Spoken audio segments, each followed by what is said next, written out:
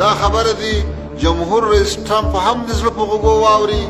نور هیوادونه دې هم واوري چې موږ تعامل کوو، سیاسي تعامل کوو، ډیپلوماټیک تعامل کوو، اقتصادي تعامل کوو، د چا په نظامي حدود باندې په افغانستان کې اصلا خبره هم نه کوو. نو ټولې دنیا ته دا اطمینان ده چې په ټول افغانستان کې یو نظامي